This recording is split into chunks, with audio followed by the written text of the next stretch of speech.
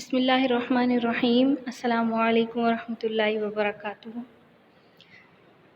سبق نمبر 36 نحم مہد لسان القرآن اول ہے یہ ہمارا۔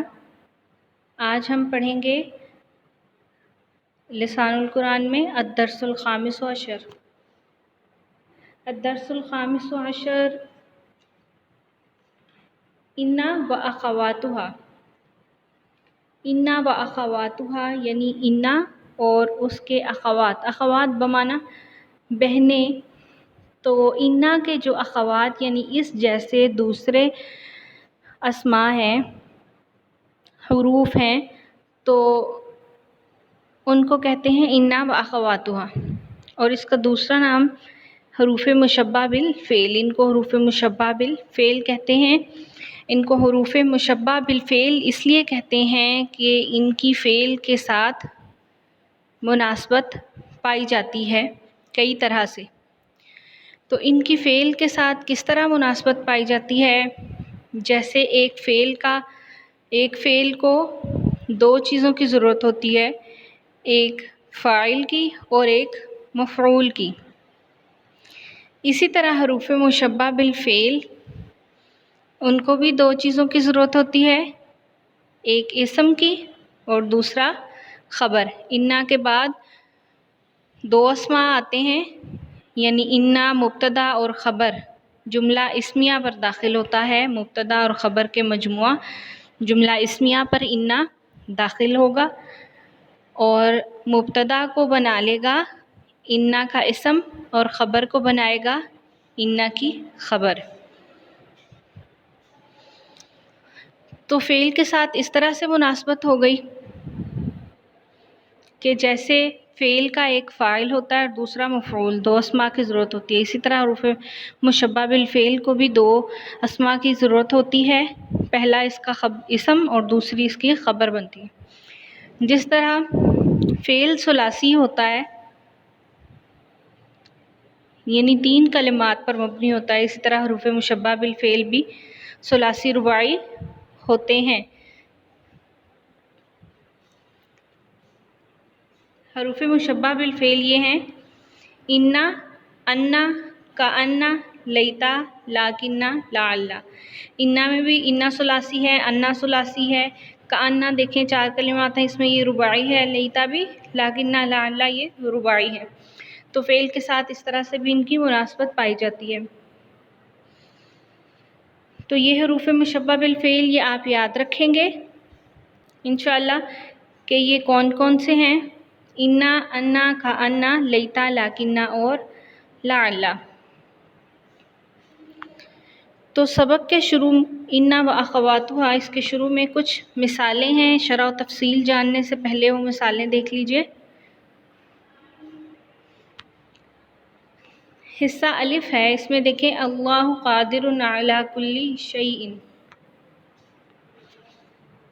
اللہ قادر علی کل شیء۔ تو لفظ اللہ یہ مبتدا ہے، قادر علی کل شیء یہ پورا جملہ مل کر خبر ہے۔ تو یہ ایک جملہ اسمیہ ہے۔ اس کے بالکل سامنے دیکھیں اس جملے پر انا کو داخل کیا ہے، انا کو داخل کیا، ان اللہ قادر علی کل شیء۔ انا نے داخل ہونے کے بعد کیا عمل کیا کہ جو لفظ اللہ آپ دیکھ رہے ہیں کہ مرفوع تھا، اللہ تھا، اس کو انا کی وجہ سے منصوب اللہ کر دیا انا نے۔ تو معلوم ہوا کہ انا کا اسم منصوب ہوگا، انا کا اسم لفظ اللہ ہے، یہ کیا ہوگا؟ منصوب، اور قادر یہ مرفوع ہوگا، یہ انا کی خبر ہے۔ اسی طرح رسولانی، امینانی، اس میں جملہ نمبر 2 الرسولانی، امینانی یہ دونوں صیغے ہمارے پاس ہیں تثنیہ کے۔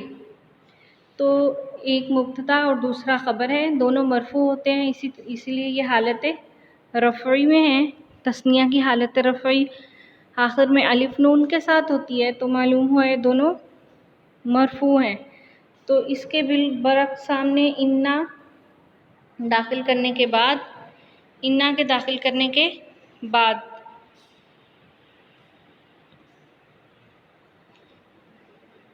الرسولینی، یہ حالت جری میں آ گیا، نصبی میں آیا کیونکہ یہ منصوب ہے۔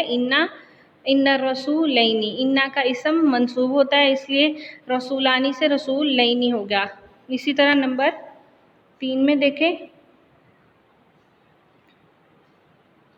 المؤمنون صادقون، المؤمنون مبتدا، صادقون خبر، مرفوع ہیں، دونوں حالت رفعی میں ہیں۔ انا داخل کیا اس جملے پر تو مؤمنین اس کا اسم بن گیا اور منصوب ہو گیا، صادقون خبر بنی اور مرفوع۔ تو انا کے اسم منصوب اور انا کی خبر مرفوع ہوتی ہے۔ اسی طرح المسلمات قانتات میں، ان المسلمات قانتات، مسلماتی یہ جمع مؤنث سالم ہے، تو جمع مؤنث سالم یہ کسرہ سے مجرور ہوتا ہے، کسرہ کے ساتھ منصوب ہوتا ہے، تو اس کے منصوب ہونے کی علامت کسرہ ہے۔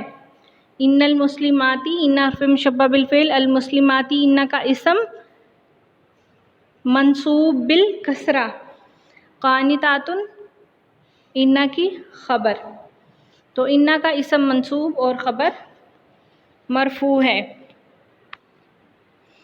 اس کے بعد اس کی شرح و تفصیل کی طرف چلیں۔ شرح و تفصیل ہے،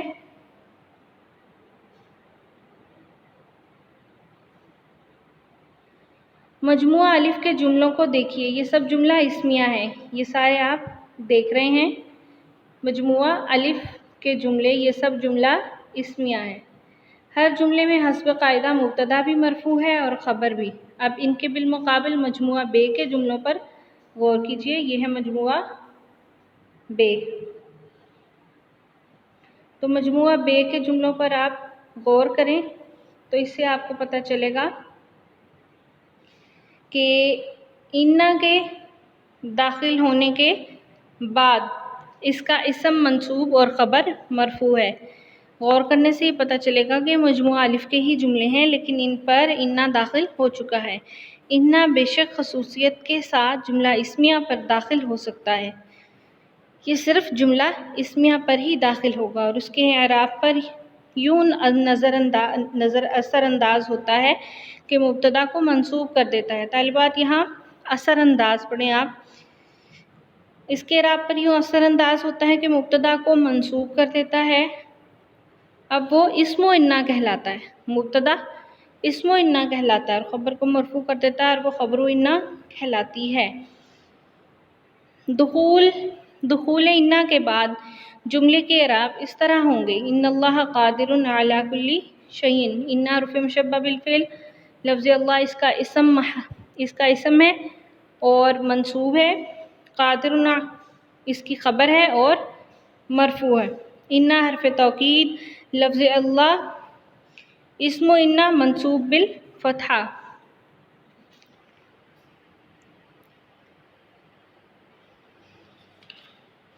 اس کے بعد ہے قادر، خبر انا مرفوع بالضمہ، علی کل شیء یہ شبہ جملہ ہے، جار مجرور مل کر متعلق ہوئے قادر کے۔ معنی کے اعتبار سے ان اللہ قادر علی کل شیء میں اللہ قادر علی کل شیء کی نسبت زیادہ تاکید پائی جاتی ہے، یعنی انا داخل کرنے سے تاکید کی زیادتی ہو گئی۔ اب اس کے معنی ہے بے شک اللہ ہر چیز پر قادر ہے، بقیہ جملوں میں بھی یہی قاعدہ ملحوظ رہے۔ مثنیٰ یا سے منصوب ہوتا ہے، جمع مذکر سالم بھی یا ما قبل کسرہ سے اور جمع مؤنث سالم کسرہ سے۔ اور اس کے بعد ہے اسم انا اذا کان ضمیرا متصلا، انا کے اسم کے ساتھ اگر ضمیر متصل ہو تو کس طرح سے پڑھیں گے؟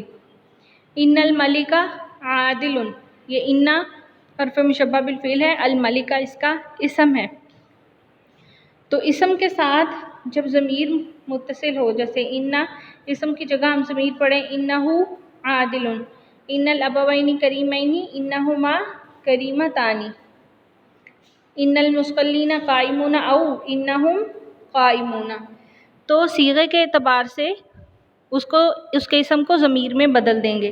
جیسے ان المرأۃ عاقلۃ انہا عاقلۃ، ان الفتاتین، اب فتاتین تثنیہ ہے تو تثنیہ کی ضمیر میں بدلیں گے انہما، ان الامہات جمع مؤنث ہے، جمع مؤنث کی ضمیر میں بدلیں گے انہن رحیمات۔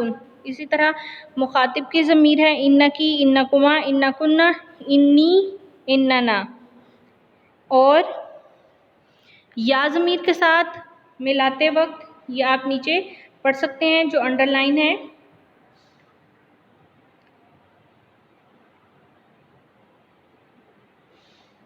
ضمائر متصلہ ان و اخواتها کے ساتھ مل کر ضمائر منصوبۃ متصلۃ بالحروف کہلائیں گے۔ نمبر 2 ہے انا کے ساتھ یا متکلم یا جمع متکلم کی ضمیر نہ لگانے سے پہلے ایک نون کا اضافہ کیا جاتا ہے، جیسے اننی اور اننا۔ تو اس گردان کو ایک دفعہ دوبارہ سن لیجئے، انہو، انہما، انہم، انہا، انہما، انہن، انکی، انکما، انکم، انکا، انکما، انکم، انکی، انکما، انکن، اور اننی، اننا۔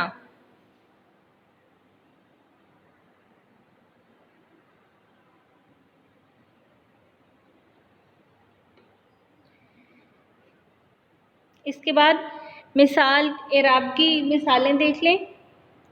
انہو اخن کریم، انا حرف تاکید ہے، حرف مشبہ بالفعل۔ ہو ضمیر متصل فی محل نصب اسم انا، ہو ضمیر متصل جو ہے انا کے ساتھ، انا کا اسم بن رہی ہے، انا کا اسم منصوب ہوتا ہے، اس لیے ضمائر چونکہ مبنی ہے ظاہراً اس پر نصب کی علامت نہیں آ سکتی، اس لیے ہم کہیں گے کہ محلاً منصوب ہے۔ اخن کریم، یہ جملہ اسمیہ تھا جس پر انا داخل ہوا، تو اب اخن کریم موصوف صفت ہے یہ دونوں، تو اخن خبر انا مرفوع بالضمہ، کریم صفت لاخن مرفوع بالضمہ۔ اخن کریم یہ دونوں موصوف صفت مل کر انا کے لیے خبر بنیں گے اور انا کی خبر مرفوع ہوتی ہے۔ انا کلام کے آغاز میں واقع ہوتا ہے یا پھر قالا کے کسی صیغے کے بعد، انا کلام کے آغاز میں واقع ہوتا ہے، انا کلام کے شروع میں واقع ہوتا ہے یا پھر قالا کے کسی صیغے کے بعد، جیسے قالا انی عبد اللہ، اور جبکہ انا کلام کے آخر میں واقع ہوتا ہے، وسط میں واقع ہوتا ہے، درمیانے کلام میں آتا ہے، معنی کے اعتبار سے دونوں میں کوئی فرق نہیں ہے، انا کلام کے شروع میں اور انا کلام کے درمیان میں واقع ہوتا ہے۔ جیسے دیکھ لیں سمعت، علمت ان اللہ قادر علی کل شیء، علمت یہ کلمہ ہے اور اس کے درمیان میں بعد میں انا داخل ہوا، اسی طرح سمعت کے بعد انا آیا، بلغنی کے بعد انا، اخبرتنی عائشۃ ان امھا مریضۃ۔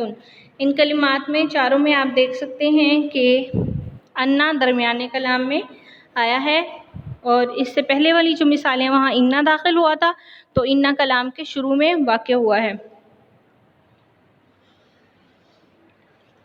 آج کا ہمارا سبق یہاں تک مکمل ہوا ہے، کل ہم پڑھیں گے امور تتعلق بخبر انا۔ السلام علیکم ورحمۃ اللہ وبرکاتہ۔